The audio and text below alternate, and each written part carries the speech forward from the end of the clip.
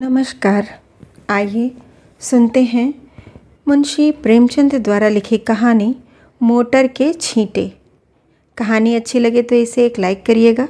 Channel पर नए हो तो सब्सक्राइब कर लीजिएगा। तो लीजिए सुनिए कहानी।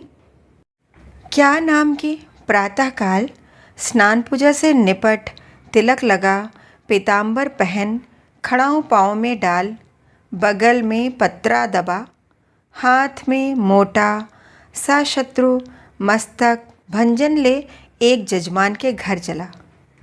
विवाह की साइत विचारनी थी। कम से कम एक कलदार का डौल था। जलपान ऊपर से, और मेरा जलपान मामूली जलपान नहीं है। बाबुओं को तो मुझे निमंत्रित करने की हिम्मत ही नहीं पड़ती। उनका महीने भर का नाश्ता मेरा एक दिन का जलपान है। इस विषय में तो हम अपने सेठों साहूकारों के कायल हैं। ऐसा खिलाते हैं और इतने खुले मन से कि चोला आनंदित हो उठता है। जजमान का दिल देखकर ही मैं उनका निमंत्रण स्वीकार करता हूँ। खिलाते समय किसी ने रोनी सूरत बनाई और मेरी क्षुधा गायब हुई। रोकर किसी ने खिलाया तो क्या, ऐसा भोजन कम से कम मुझे नहीं पचता। जजमान ऐसा चाहिए कि ललकारता जाए, लो शास्त्री जी एक बालूशाही और। मैं कहता जाऊं, नहीं जजमान अब नहीं। रात खूब वर्षा हुई थी। सड़क पर जगह जगह पानी जमा था। मैं अपने विचारों में मगन चला जाता था कि एक मोटर छप छप करती हुई निकल गई। मुंह पर छींटे पड़े। जो देखता हूँ तो धोती पर मानो किसी ने कीचड़ घोलकर डाल दिया हो। कपड़े भ्रष्ट हुए, वह अलग। देह भ्रष्ट हुई, वह अलग। आर्थिक क्षति जो हुई वह अलग। अगर मोटर वालों को पकड़ पाता तो ऐसी मरम्मत करता कि वे भी याद करते।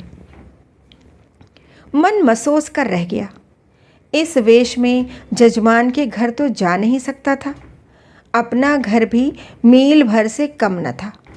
फिर आने जाने वाले सब मेरी ओर देख देख कर तालियां बजा रहे थे। ऐसी दुर्गति मेरी कभी नहीं हुई थी। अब क्या करोगे मन? घर जाओगे तो पंडिताइन क्या कहेंगी? मैंने चटपट अपने कर्तव्य का निश्चय कर लिया। इधर उधर से 10-12 पत्थर के टुकड़े बटोर लिए और दूसरी मोटर की राह देखने लगा। ब्रह्म तेज सिर पर चढ़ बैठा। अभी 10 मिनट भी न गुजरे होंगे कि एक मोटर आती हुई दिखाई दी। ओहो, वही मोटर थी। शायद स्वामी को स्टेशन से लेकर लौट रही थी। ज्यों ही समीप आई, मैंने एक पत्थर चलाया। भरपूर जोर लगाकर चलाया। साहब की टोपी उड़कर सड़क के उस बाजू पर गिरी। मोटर की चाल धीमी हुई। मैंने दूसरा फायर किया। खिड़की के शीशे चूर चूर हो गए और एक टुकड़ा साहब बहादुर के गाल में भी जा लगा। खून बहने लगा। मोटर रुकी और साहब उतरकर मेरी तरफ आए और घूंसा तानकर बोले, सुअर, हम तुमको पुलिस में देगा। इतना सुनना था कि मैंने पोथी पत्थरा जमीन पर फेंका और साहब की कमर पकड़कर अड़ंगी लगाई तो कीचड़ में भद्द से गिरे। मैंने चट सवारी गांठी और गर्दन पर 25 रद्दे ताबड़तोड़ जमाए कि साहब चौंधिया गए। इतने में उनकी पत्नी जी उतर आईं। ऊंची एड़ी का जूता, रेशमी साड़ी, गालों पर पाउडर, होठों पर रंग, भवों पर स्याही, मुझे छाते से गोदने लगीं। मैंने साहब को छोड़ दिया और डंडा संभालता हुआ बोला, देवी जी आप मर्दों के बीच में न पड़ें। कहीं चोट चपेट आ जाए तो मुझे दुख होगा। साहब ने अवसर पाया तो संभल कर उठे और अपने बूटदार पैरों से मुझे एक ठोकर जमाई। मेरे घुटने में बड़ी चोट लगी। मैंने बौखला कर डंडा उठा लिया और साहब के पाँव में जमा दिया। वह कटे पेड़ की तरह गिरे। मेम साहब छतरी तानकर दौड़ी। मैंने धीरे से उनकी छतरी छीनकर फेंक दी। ड्राइवर अभी तक बैठा था। अब वह भी उतरा और छड़ी लेकर मुझ पर पिल पड़ा। मैंने एक डंडा उसके भी जमाया, लौट गया। 50 आदमी तमाशा देखने जमा हो गए।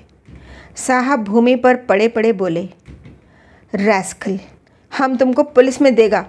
मैंने फिर डंडा संभाला और चाहता था कि खोपड़ी पर जमाऊं कि साहब ने हाथ जोड़कर कहा, नहीं नहीं बाबा, हम पुलिस में नहीं जाएगा, माफ़ी दो।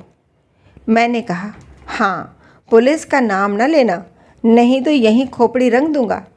बहुत होगा 6 महीने की सज़ा हो जाएगी, मगर तुम्हारी आदत छुड़ा दूंगा।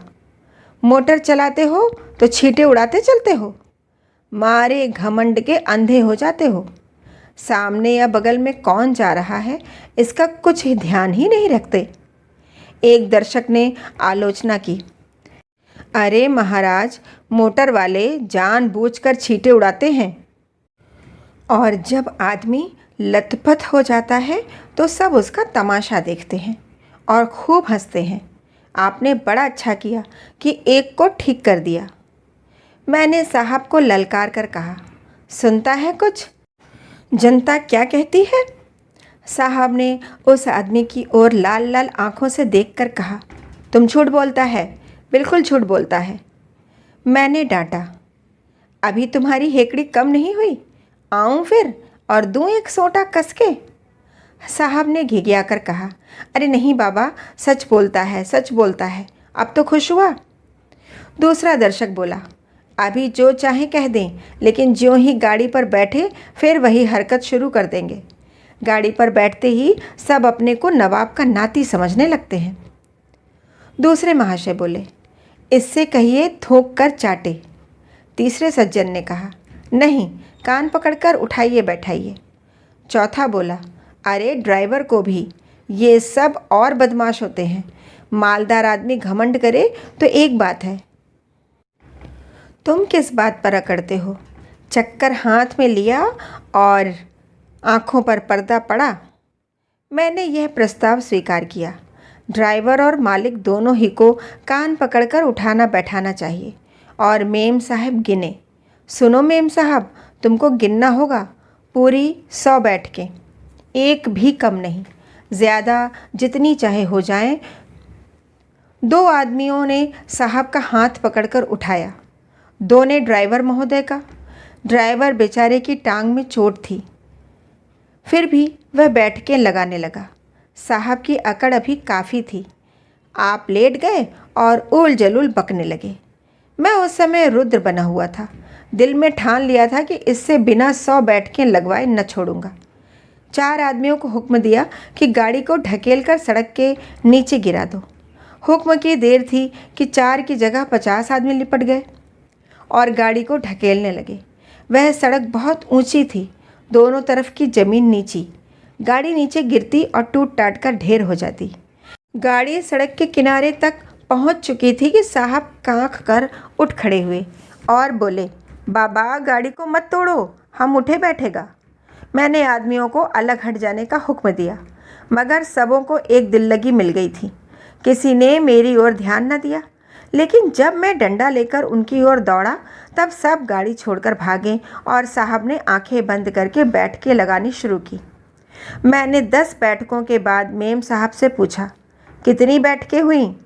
मेम साहब ने रोब से जवाब दिया, हम नहीं गिनता। तो इस तरह साहब दिन भर कांखते रहेंगे और मैं न छोड़ूंगा। अगर उनको कुशल से घर ले जाना चाहती हो तो बैठ के गिन दो, मैं उनको रिहा कर दूंगा। साहब ने देखा कि बिना दंड भोगे जान न बचेगी तो बैठ के लगाने लगे। 1, 2, 3, 4, 5। सहसा एक दूसरी मोटर आती दिखाई दी। साहब ने देखा और नाक रगड़कर बोले, पंडित जी, आप मेरा बाप है, मुझ पर दया करो, अब हम कभी मोटर पर न बैठेगा। मुझे भी दया आ गई। बोला, नहीं, मोटर पर बैठने से मैं नहीं रोकता, इतना ही कहता हूँ कि मोटर पर बैठकर भी आदमियों को आदमी समझो। दूसरी गाड़ी तेज़ चली आती थी। मैंने इशारा किया। सब आदमियों ने 2-2 पत्थर उठा लिए। उस गाड़ी का मालिक स्वयं ड्राइव कर रहा था। गाड़ी धीमी करके धीरे से सरक जाना चाहता था। मैंने बढ़कर उसके दोनों कान पकड़े और खूब जोर से हिलाकर और दोनों गालों पर एक एक पड़ाका देकर बोला, गाड़ी से छींटा ना उड़ाया करो, समझे? चुपके से चले जाओ। यह महोदय बक झक तो करते रहे, मगर 100 आदमियों को पत्थर लिए खड़ा देखा तो बिना कान पूंछ डुलाए चलते हुए। उनके जाने के 1 ही मिनट बाद दूसरी गाड़ी आई। मैंने 50 आदमियों को राह रोक लेने का हुक्म दिया। गाड़ी रुक गई। मैंने उन्हें भी 4 पड़ाके देकर विदा किया, मगर यह बेचारे भले आदमी थे, मज़े से चाटे खाकर चलते हुए। सहसा एक आदमी ने कहा, पुलिस आ रही है, और सब के सब फुर्र हो गए। मैं भी सड़क के नीचे उतर गया और एक गली में घुसकर गायब हो गया। कहानी सुनने के लिए बहुत बहुत धन्यवाद।